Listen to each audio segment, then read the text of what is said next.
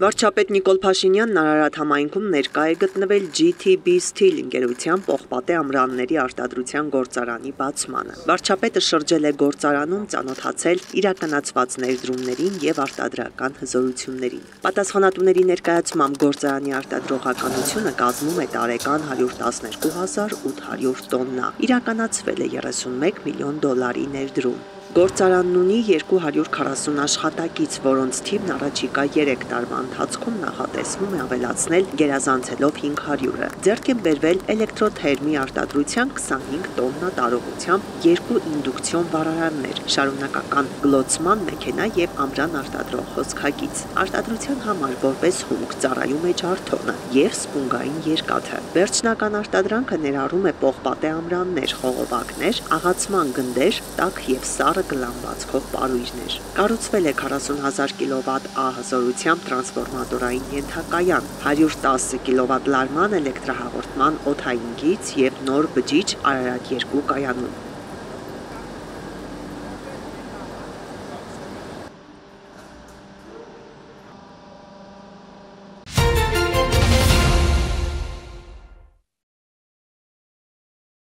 Հայաստանի Հանրապետության գլխավոր դատախազ Աննա Վարդապետյանի գլխավորությամբ 2025 թվականի մարտի 14-ին տեղի ունեցել դատախազության կոլեգիայի ընդլայնված նիստ, որի ընթացքում ամփոփվել են դատախազության 2024 թվականի աշխատանքները։ Գլխավոր դատախազի տեղակալ Արամ Արամյանը ներկայացրել է 2024 թվականի ընթացքում գլխավոր դատախազության պետական իշխանության դեմ ուղղված հանցագործությունների գործերով, վարչության տնտեսական գործունեության դեմ ուղղված հանցագործությունների գործերով վարչության, ինչպես նաև բնակչության առողջության դեմ ուղղված հանցագործությունների գործերով վարչության դատախազների կողմից կատարված աշխատանքները։ Ելույթով է հանդես եկել նաև գլխավոր դատախազ Աննա Վարդապետյանը։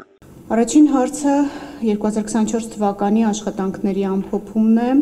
որը կներկայացնեն ոլորտը համակարգող տեղակալները։ Այս տարի առաջին անգամ մենք կլսենք նաև կոռուպցիոն բնույթի հանցագործությունների քննության 24 թվականի աշխատանքների ամփոփումը։ Բացի այդ, ինչպես նախորդ տարի, այնպես էլ այս տարի իրականացվել է անանուն հարցում դատախազների դատախազությունում քաղաքացիական ծառայության եւ հայցողական պաշտոն զբաղեցնող, ինչպես նաև քաղաքացիական աշխատանք կատարող անձանց շրջանակներում, եւ ես կխնդրեմ, որպեսզի առանձին ներկայացվեն այս հարցման արդյունքները։ Եվս ավանդույթի մեզ մոտ օրակարգային վերջին հարցը առաջին անգամ դատախազի պաշտոն ստանձնող դատախազների երդման արարողությունը կլինի։ Բարձր պահել դատախազության հեղինակությունը, դատախազի կոչումն ու բարի համբավը։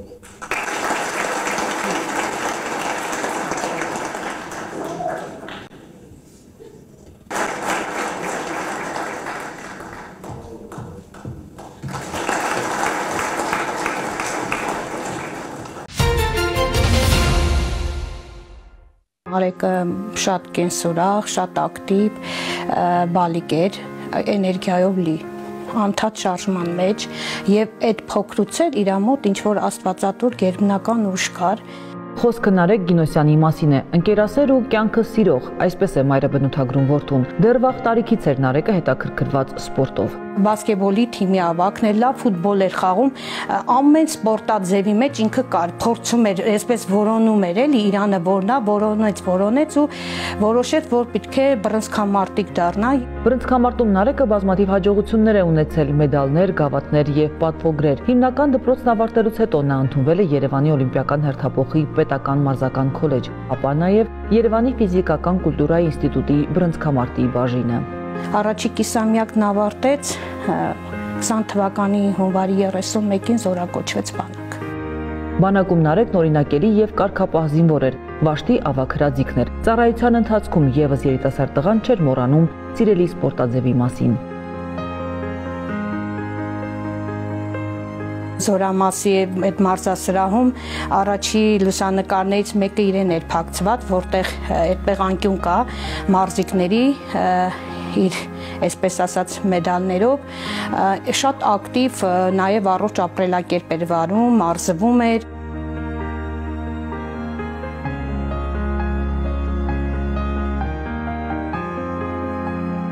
Նարեկն ընդամենը 8 ամսվա զինծառայող էր, երբ սկսվեց 44-օրյա պատերազմը։ Հենց առաջին օրվանից երիտասարդ տղան մասնակցել է տարբեր մարտերի տարբեր ուղղություններում։ Շատ տղաների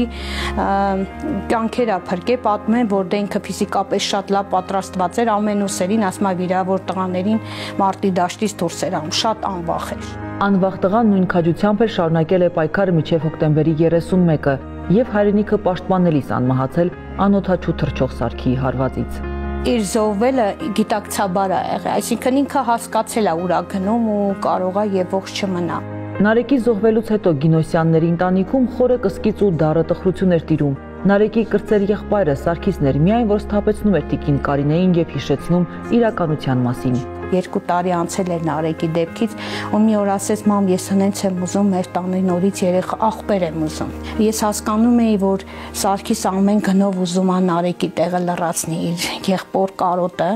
ու անընդհատ Նարեկը Սարգիսի երազին գալիս էր որ ես ողջ եմ, կենդանի եմ, գալու եմ։ Աստծո պարգև առանց որևէ միջամտության այսպես օրերից մի օր իմացա որ բալիկ եմ սպասում։ Եվ լույս աշխարհ եկավ փոքրիկ Ռոբերտը, որն իսկապես լույս ու հույս բերեց Գինոսյանների ընտանիքին։ Արիմ խելացի բալիկ, արիմ համով բալիկ, իմ բալիկը շատ խելացի բալիկ է։ Ես իրան ասում եմ իմ չեմպիոն տղա ու հավատում եմ, որ ինքը անպայման իր եղբոր կիսատ գործը շարունակելու է, օրերից մի օր ինքը օլիմպիականի դրոշը անպայման բարձրացնել է եռագույն դրոշը, այսպես ասած, որը ցավոք Նարեկս չկարողացավ։ Թեև Ռոբերտը դեռ շատ փոքր է, սակայն ծնողները նրան պատմում են ավագ եղբոր մասին, հպարտանում նրա սխրանքներով։ Ուժեղ բալիկ է Ռոբերտս, ես համոզված եմ, որ ինքը իր եղբորը արժանի եղբայր է լինելու, ամեն ինչը փոխվել անկեղծ ասած, չէի պատկերացնում, որ այն անգամ մտերիմներից մեկին խոստով անում եմ, ասում եմ, անգամ սկսել եմ երգել։ Ինձ Ռոբերտը երգացնում է ժպիտայք է։ Փոքրիկ Ռոբերտի լույս աշխարհ գալով փոխվել է նաև այժմ արդեն ավագ եղբոր Սարգսի Արորյան։ Շատ մեծ ուրախություն է, իմ մոտ էլ շատ փոփոխություն ա եղել։ Չգիտեմ, այն վաղ որ Ռոբերտ շեղը մտածմունքներս տենց ա եղել, որ Ինչքան էլ կողոս մարդերին, մենակ եմ զգալու, ինձ հասկացող չի լինելու, հիմա այս զգացողությունս արդեն կորում եմ նպատակներս ավելի ամեծանում, որտեղ մտածում եմ, որ ունեմ անելու, ունեմ աղբորս համար անելու, իմ համար անելու, արդեն ավելի շատացել եմ մոտ այդ ուրախանալու, ձգտելու, էլ չեմ էդ հիասթափությունը ապրում, էլի։ Շատ բան ա փոխվել, ճիշտ ասած, չգիտեմ, արդեն բան ա փոխվել, հենց չենք մոռացել մեր Նարեկին, Վայտի մեկից զբաղեցնում է մեր փոքրը։ Դարձյալ զգալով մայրանալու բերկրանքը տիկին Կարինեն հորդորում է, որ թե կորույս մյուս մայրերին նույնպես դիմել այս քայլին եւ երբեք չհանձնվել։ Ինչ համով է իմ Ռոբը, ես էլ իմ Ռոբի գնա։ Բնականաբար հորդորում է մեր բոլոր հերոսացի մայրերին ունենան այդ բալիկները, որովհետեւ փրկություն է։ Լույս է, նոր հույս է, կյանքի իմաստավորվում է կյանքդ, օրդ։ Ռոբես օրինակ այս շուրթերի, թուշիկների հատվածում ունի Նարեկի նմանություն, աչուկներով Սարգիսին է եղբորնա նման, աչքերի երանգը, այսպես ինքը փորձել է երկու եղբայրներին նման որ չնեղացնի էլի որևէ մեկին։ Ու ամեն օր ասում եմ, շնորհակալ եմ Սարգիս ջան, առաջին տղայից, որ ամեն ինչ հորդորեց, որ ես այդ բալիկն ունենամ, Աստծո կամոք ունեցա։ Եվ Ռոբերտիս էլ գրկև ասեմ շնորհակալ եմ, որ դուք կաս իմ կյանքում։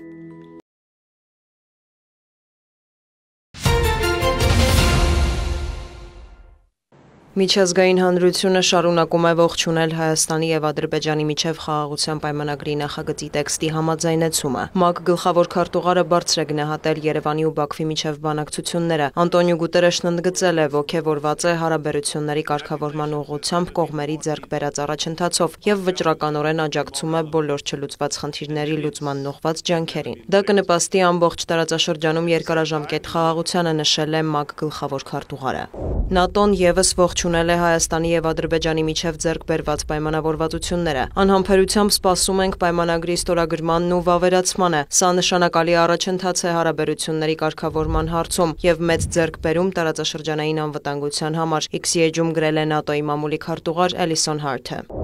Իտալիան էլ աջակցություն է հայտնել Հայաստանի եւ Ադրբեջանի միջև հարաբերությունների վերականգնման ուղղությամբ գործադրվող ջանքերին։ Իտալիայի կառավարությունը կշարունակի աջակցել կարգավորման գործընթացին տարածաշրջանում խաղաղության եւ կայունության հաստատման համար, ասված է Իտալիայի AGNX-ի միկրոբլոգում։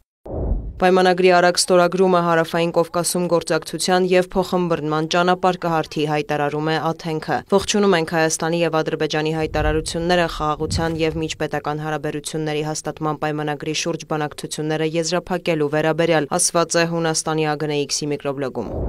Լեհաստանի ԱԳՆ-ն եւս հույս է հայտնել, որ խաղաղության համաձայնագիրը շուտով կստորագրվի։ Հակամարտության խաղաղ կարգավորումը կնպաստի տարածաշրջանում գործակցությանը, կայունությանն ու զարգացմանը, օգուտ տալով երկու երկրին, նշում են Լեհաստանի ԱԳՆ-ից։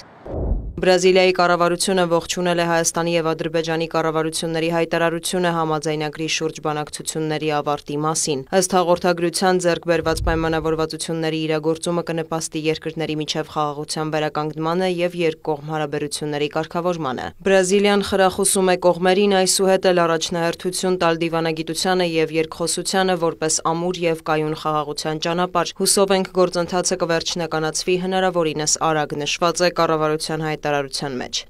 Չեռնոգորիան էլ պատմական է որակել Երևանի եւ Բաքվի պայմանավորվածությունը։ Սա մեծ ներդրում է տարածաշրջանի կայունության, եվրոպական եւ համաշխարհային անվտանգության համար։ Չեռնոգորիան ակնկալում է ամրապնդել հարաբերություններն ու գործընկերությունը երկու բարեկամ երկրների հետ հասնելու խաղաղության, անվտանգության, կայունության եւ տնտեսական բարգավաճման, ասված է AGNX-ի էջում։ Հայաստանի եւ Ադրբեջանի միջև խաղաղության պայմանագրի նախագծի տեքստի համաձայնեցումը ողջունել է նաեւ Սաուդյան Արաբիան։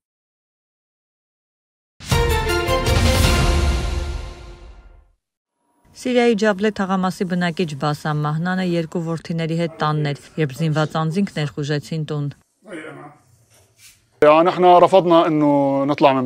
Մենք հրաժարվեցինք դուրս գալ մեր տնից, ես ու հորեղբորս տղան էինք, նրանք ներխուժեցին տուն, սպանեցին հորեղբորս եւ եւս երկու ընտանիքի անդամների, սպառնացին գլխատել մեզ եւ թալանեցին ամեն ինչ, փող, մեքենաներ։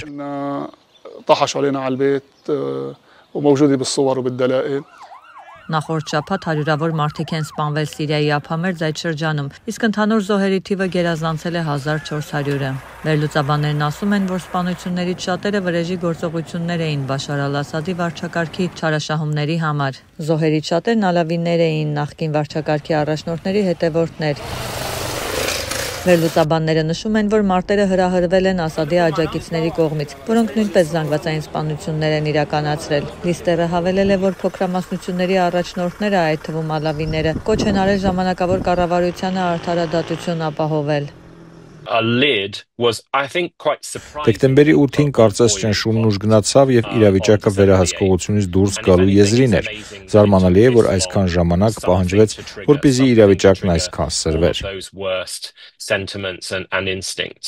Հարձակումներից հետո հազարավոր մարդիկ ապաստան են գտել Ռուսաստանին պատկանող բազայում, որը դեռ համարվում է ալևիների համար պաշտպանական տարածք, քանի որ Մոսկվան դաշնակից էր նախկին ռեժիմի հետ։ Սակայն տարածաշրջանի ղեկավարներն ասում են, որ վիճակը կայունանում է։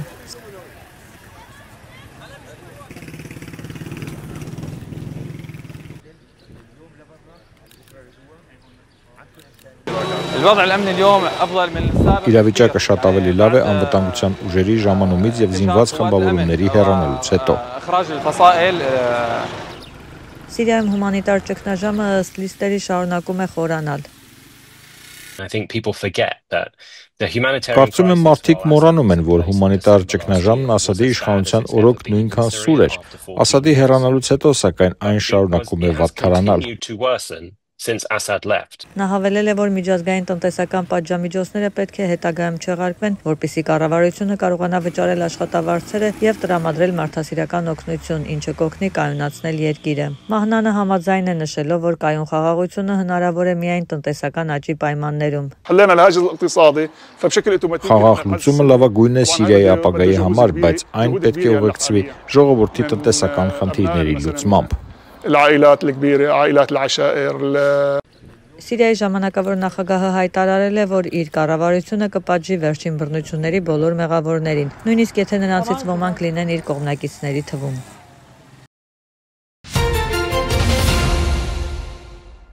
Նշեմ, որ սույն թվականի փետրվարի փետրվարից էլեկտրոնային ստորագրության ակտիվացման 3000 դրամները հանվել են, ուստի երբ որ դուք էլեկտրոնային ստորագրությունը ձեռք եք բերում, այն արդեն ակտիվ է։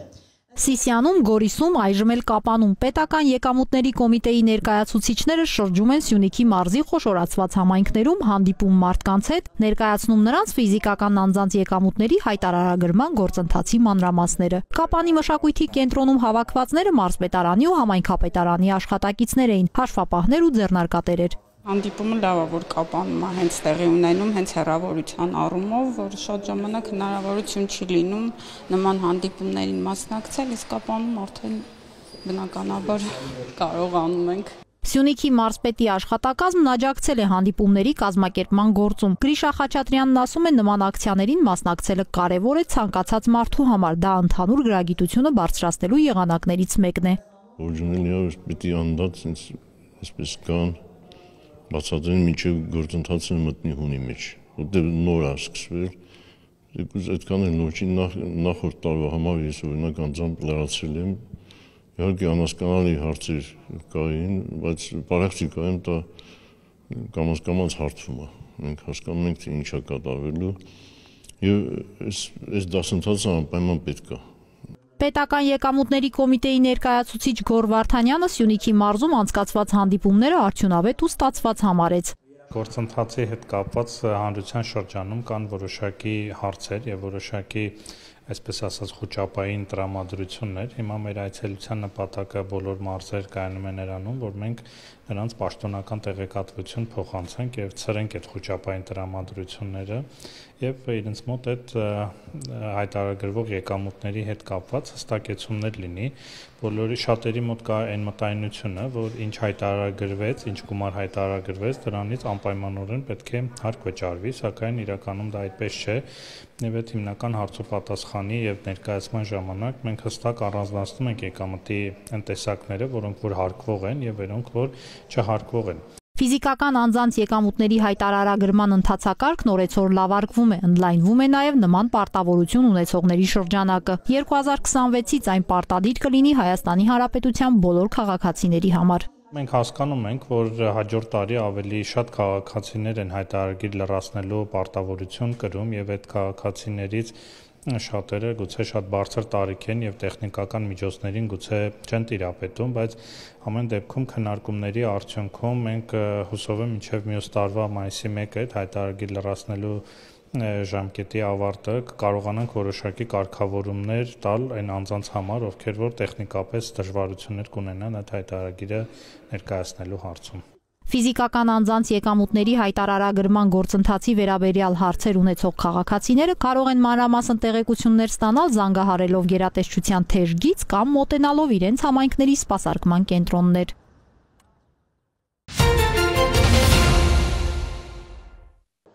Գիրքը տիեզերք է անեզր, մայրենիին, գրին ու գրքին նվիրված դասարանական միջոցառումը Ծովազարդի միջնակարգ դպրոցի 6-րդ դասարանցիներն անցկացնում են Գեղարքունիքի մարզային գրադարանում։ Աշակերտների առաջին այցն է, նրանց դիմավորում են գրադարանի աշխատակիցները և էքսկուրսիա անցկացնում։ Հյուրերին ողջունում է գրադարանի տնօրենը, ուրախություն հայտնելով դպրոց գրադարան կապի ընդլայնման և ամրապնդման հերթական առիթի համար։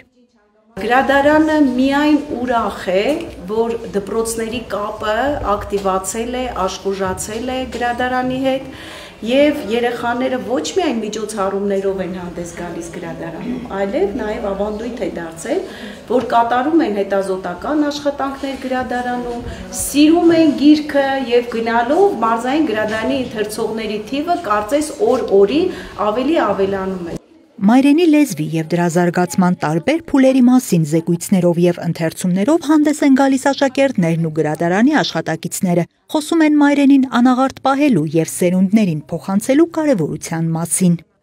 Արդեն 5-րդ դարում Եղիշեն լավատեղյակ էր ամբողջ քաղաքակիրթ աշխարհի լեզուներին։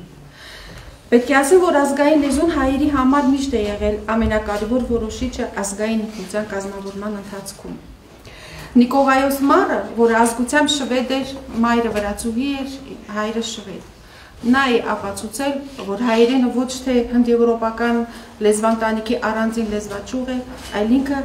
հնդեվրոպական լեզու, բոլոր լեզուների նախամայրն է։ Այսինքն սա ապացուցել է ազգությամբ ոչ հայ գիտնական։ Հայոց լեզուն ավանդվել է մեծ դարերի խորքից, եւ որպես ամրակուռ վահան իր վրա է կրել ոսոխի բազմաթիվ հարվածները, բայց մնացել է անսասան։ Թշնամու յաթաղանի ու հրի դեմ մեր լեզուն մագաղաթ ու մատյան է դարձել, ու հայ ազգն այսօր հայ է մնացել։ Համակարգիչ թե գիրք փորձում են պարզել աշակերտները, երկու խմբի են բաժանվում եւ ներկայացնում համակարգչի ու գրքի առավելությունները, թեև մատը ժամանակակից աշխարհի գիտության ու տեխնիկայի ակնթարթային զարգացումների զարկերակին պահելու համար համակարգչի դերը կարևորվում է, այդուհանդերձ հաղթում է գիրքը, որպես գիտելիքի աղբյուր, որի օգտագործումը լրացուցիչ ռեսուրսներ ու պայմաններ չի պահանջում։ Գիրքը գիրք է մնում, համակարգիչը նրան չի ասում։ Ինչ բույր ունի գիրքը, ոչինչ այս բույրը չունի։ Մեկ դասաժամ տևողությամբ միջոցառումը գրադարանում անցկացնելն աշակերտներին ավելի շատ գիտելիք տվեց, համակարծիք են մանկավարժները։ Գրադարանավարների ջերմ ընդունելությունն էլ տրամադրում է այլ միջոցառումներով այստեղ վերադառնալու։ Մեր այցերը շարունակական են լինելու եւ ես որպես ուսուցիչ երեխաների խոստանում եմ, որ նրանք ավելի իմ աշակերտները դեռ ավելի բարձունքներ են նվաճելու։ Շնորհակալ եմ բոլորից։ Ավանդույթի համաձայն դպրոցի գրադարանը մարզային գրադարանից գրքերի կապոց է նվեր ստանում։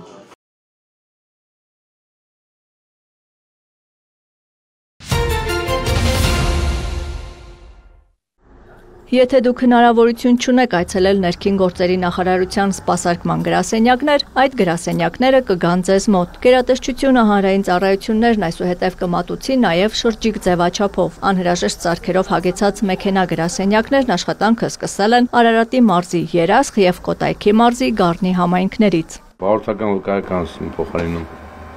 ժամկետ անցել էր նորով։ Միջազգային վարորդական իրավունքի մասին է խոսքը։ Եթե շրջիկ գրասենյակը Գառնի չգար, Սարգիս Գեղամյանը փաստաթուղթը պատրաստվում էր թարմացնել Երևանում։ Ժամանակ չէր եկին որ գնային։ Նորը ստանալու համար էլ գյուղից հեռանալու կարիք չի լինի։ Այն կտրամադրվի հաջորդ անգամ, երբ շրջիկ գրասենյակը կրկին ժամանի Գառնի։ 90-ն անց կնոջը սպասարկելու համար գրասենյակի աշխատակիցն ինքը մոտեցավ, որ բարձր աստիճանը հաղթահարելու անհրաժեշտություն տատիկը չունենա։ Նրա անձնագիրն է պետք փոխարինել։ Անձնագիրը երբ կստանա։ 5 աշխատանքային օր հետո, հաջորդ այսօրը, ամսի 20-ին։ Ոնց կստանա։ Շրջիկ ծառայության մեքենան կմոտենա այստեղ եւ կհանձնի քաղաքացին։ Գառնիում շարժական կենտրոնը պետք է գործեր 3 ժամ։ Առաջին 2 ժամերին արդեն բավական ակտիվություն կար։ 20-ից ավել քաղաքացի մոտեցել է արդեն եւ անձնագրերի փոխանակում եւ սոցկարտի տրամադրում եւ վարորդականի փոխանակում եւ ռուսական վարորդական վկայականը հիման վրա հայկականի հատկացում է կատարվում եւ միջազգային վարորդականի համար են դիմել։ Շրջիկ գրասենյակները նույն օրը եւս մի քանի բնակավայրում պետք է լինեին։ Մեկ այլ խումբ բնակավայրերում սպասարկման կենտրոնները կգործեն այլ օրերի։ Ծառայությունների մատուցման ժամանակացույցն ու վայրերը ներքին գործերի նախարարի հրամանով հաստատվելու է յուրաքանչյուր ամիս։ Գերատեսչությունն այդ նպատակի համար 3 նոր մեքենա է ձեռք բերել։ Հիմնականում բոլոր մարզերում ունենք սպասարկման գրասենյակներ, ընտրում ենք սպասարկման գրասենյակներից հեռու հատվածները, որտեղ քաղաքացիներին դժվարություններ են առաջանում տվյալ տարածք մոտիկանալու համար։ Մենք ծանոթություններ կուղարկենք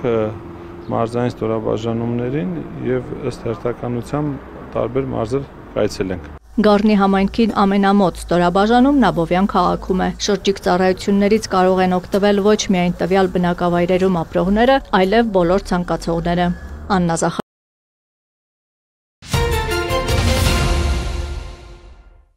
Մարտի 8-ի առավոտյան համայնքային ոստիկանության Վահարշապատի բաժինը ահազանգած քաղաքացին հայտնեց, որ գիշերը Էջմիածնի Պրոշյան փողոցի իր տան դիմաց կայանված ՎԱԶ-2106 մակնիշի մեքենայից գողացել են մարտկոցը։ Ձեռնարկած օպերատիվ հետախուզական միջոցառումների արդյունքում արդեն հաջորդ օրը համայնքային ոստիկանները ստացան տեղեկություն մեկ այլ գողության, ավելի ճիշտ փորձի վերաբերյալ։ Մարտի 9-ի առավոտյան ժամը 6-ին երկու տղամարդ Էջմիածնի Մանուշյան փողոցում գործիքով բացել էին ծաղկի սրահի դուռը եւ փորձել գողություն կատարել, սակայն իրենց կամքից անկախ հանգամանքներում հանցագործությունն ավարտին չհասցրած դիմել էին փախուստի։ Հետագա միջոցառումներով պարզվեց տղամարդկանց ինքնությունը։ Մեկը 26 տարեկան էր առանց մշտական բնակության վայրի, մյուսը 48 տարեկան երևանցի։ Նույն օրը երևանցին հայտնաբերվեց մայրաքաղաքի Չարենցի փողոցում, ձերբակալվեց ու տեղափոխվեց համայնքային ոստիկանության Վաղարշապատի բաժին։ Այստեղ նա խոստովանեց, որ գողության փորձն ու մեքենայից գողությունը կատարել են իրենք եւ գողացված մարդկոսն էլ իրենց տանն է։ Հաջորդ օրը հայտնաբերվեց նաեւ 26-ամյա երիտասարդը, երկուսն էլ տեղափոխվել են ձերբակալվածների պահման վայր։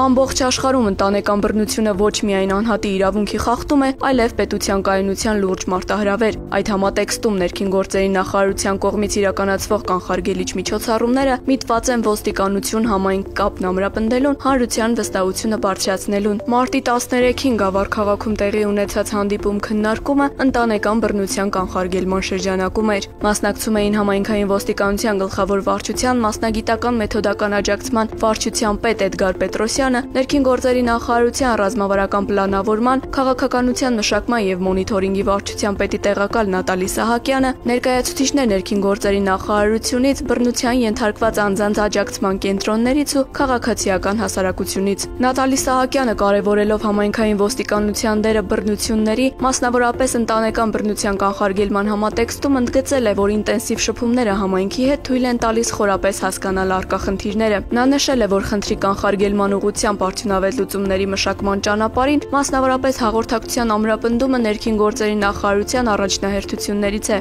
Նման օրինակ հանդիպումները չափազանց կարևոր են ներքին գործերի նախարարության համար, քանի որ